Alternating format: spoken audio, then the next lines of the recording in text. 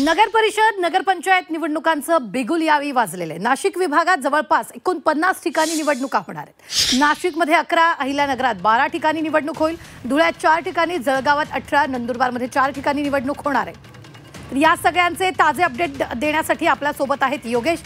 योगेश, आपण जर पाहिलं तर नाशिक विभागात एकूण 49 ठिकाणी निवडणुका होणार आहे।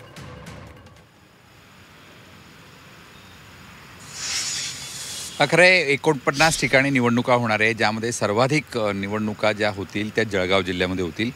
जळगाव जिल्ह्यामध्ये जवळजवळ 18 ठिकाणी या निवडणुका होत आहेत। त्यानंतर अहिल्यानगरमध्ये म्हणजे 12 ठिकाणी, जळगावमध्ये अहिल्यानगरमध्ये 12 ठिकाणी, नाशिकमध्ये 11 ठिकाणी आणि धुळे नंदुरबारमध्ये 4 ठिकाणी अशा या निवडणुका होत आहेत। यात जर आपण सगळ्यात मोठी नगरपालिका बघितली, या ठिकाणी नगरपरिषद बघितली तर ती आहे अंमळनेरमध्ये आणि भुसावळमध्ये। जळगाव जिल्ह्यातल्या या 2 नगर परिषदांमध्ये सर्वाधिक लोकसंख्या आहे आणि इतर जर आपण बघितले तर त्यामध्ये नंतर दुसऱ्या क्रमांकाला अहिल्यानगरमध्ये येतं। अहिल्यानगरमध्ये संगमनेर ही सर्वात मोठी नगरपरिषद आहे आणि बाकी श्रीरामपूर वगैरे ज्या छोटे आहेत या अशा अनेक ठिकाणी आपल्याला आणि त्यातल्या त्यात जिल्ह्याचं ठिकाण बघितलं तर केवळ नंदुरबारची नगरपरिषद आहे।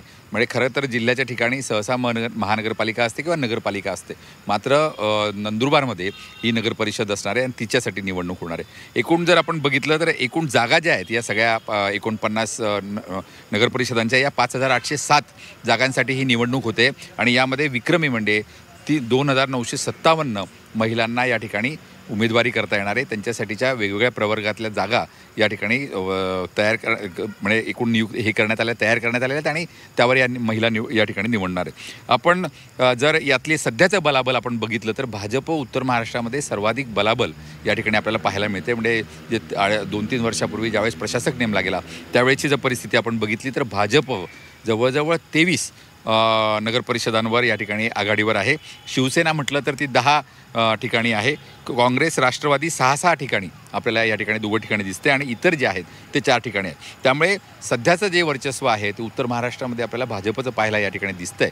त्यामुळे आता एकूणच सगळ्या निवडणुकीची रणधुमाळी जी आहे ती या ठिकाणी जाहीर करण्यात आलेली आहे। निवडणूक आयुक्तांनी आता यासाठीचे पत्रकार परिषद घेऊन आज आपण एक प्रकारे म्हणूया एक हिरव्या झेंडा या सगळ्या प्रक्रियेला दिलेला आहे। लवकरात लवकर ही निवडणूक आता आटोपण्याची घाई ही सरकारला झालेली आहे, कारण की जानेवारीपर्यंत तिघही निवडणुका स्थानिक स्वराज्य संस्थाच्या 3ही टप्प्यातल्या निवडणुका आटपायच्या आहे। त्यामुळे आता एकूणच राजकीय रणधुमाळी आता आपल्याला यामध्ये पाहायला मिळेल असं म्हणायला हरकत नाही। आम्ही वेळोवेळी तुमच्याकडून या संदर्भातले ताजे अपडेट घेत राहणार।